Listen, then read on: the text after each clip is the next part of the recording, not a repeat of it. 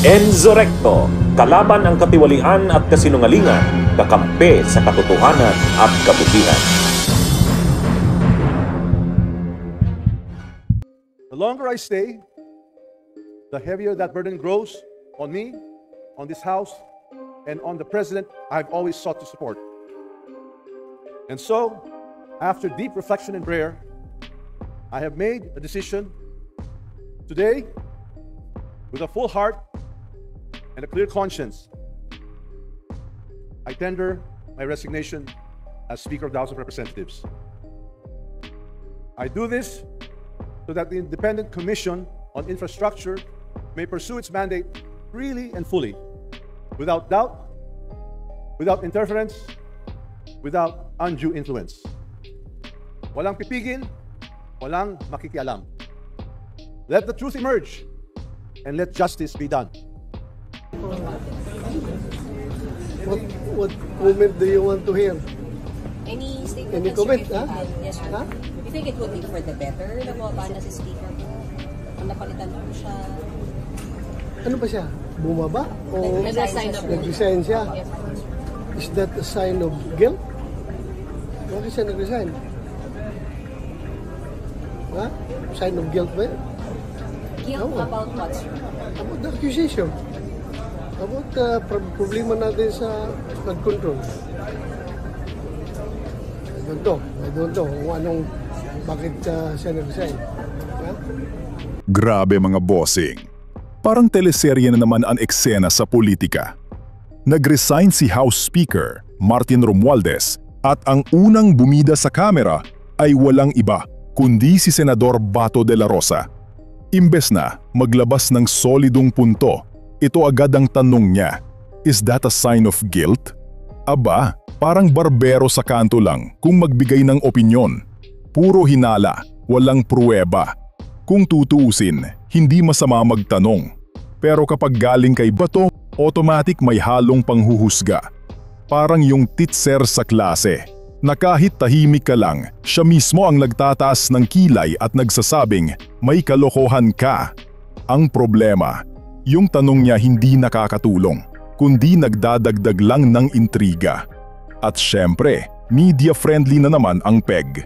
Para bang kahit anong isalpak niya, headline agad. Ang dating tuloy, hindi investigasyon ang habol, kundi exposure. Kasi kung gusto talaga ng kasagutan, bakit tanong lang ang kaya niyang ihulog sa publiko? Wala man lang sinabing ebidensya o konkretong basehan.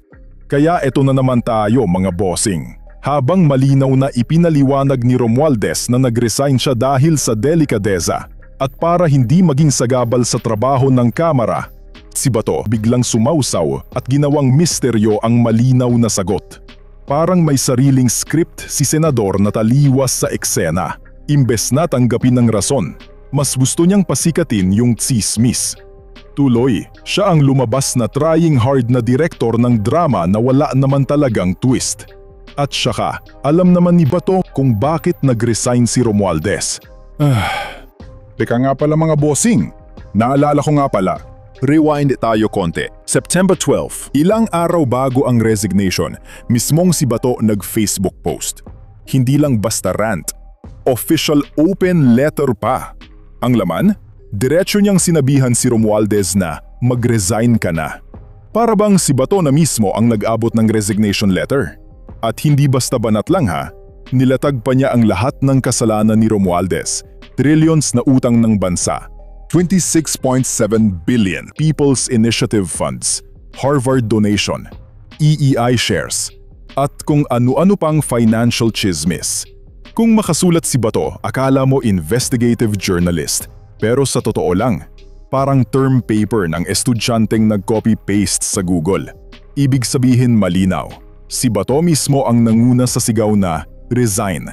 Wala siyang prenong inihain kasi para sa kanya, sapat na yung mga bintang para sabihing dapat bumaba si Romualdez.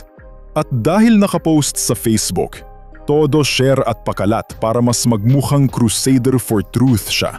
Kaya ang tanong ngayon, kung ikaw mismo ang humiling ng resignation, tapos nangyari nga, bakit na yon biglang nagtatanong ka pa kung guilty ang dahilan? Hindi ba't ikaw ang unang nagdikta na may mali? Parang ikaw yung nagsabi na, "Uy, breakan mo na yung jowa mo, lasinggera." Tapos nung nag-break sila, ikaw yung unang nagtanong, "Uy, bakit kayo naghiwalay? May third party ba?" Ito na yung nakakatawa mga bossing. September 12, Romualdez, resign ka na. September 17, "Uy, bakit ka nag-resign? Guilty ka ba?" Ano to, script ng sitcom? Parang nag-aaway si Bato at si Bato tapos nagkabungguan sa parehong eksena. Kung tutuusin, hindi pinag-uusapan si Romualdez dito. Si Bato mismo ang kinalaban ng sarili niyang logic. Ang tawag dyan, self-checkmate. Yung tipong hindi na kailangan ng prosecutor kasi mismong witness na siya laban sa sarili niya. Bato versus Bato, the comedy special. Manang-mana siya dun sa amo niyang laging wala at kinukontra ang sarili. Ganon din ang BFF niyang senador din, mahilig mag-deny. Typical DDS pautot. Parang basketball game na ikaw ang coach at player pero binangko mo ang sarili mo. Hindi mo alam kung saan ka lulugar. Ikaw din ang nagsimula ng play, ikaw din ang nag-turnover, tapos ikaw din ang sumisigaw ng bakit tayo natalo. Walang ibang dahilan kundi sariling sablay. Kaya nga swak yung punchline. Bato's brain left the group kasi kung gumagana pa yun, hindi siya magmumukhang kontrabida sa sarili niyang kwento. Ang masakit lang, hindi na nakakatawa ang epekto kapag senador ka at ang kabobohan mo, national news na. Mga bossing, tawagin na natin itong Bato Logic. Yung simpleng formula niya. Resignation equals guilt.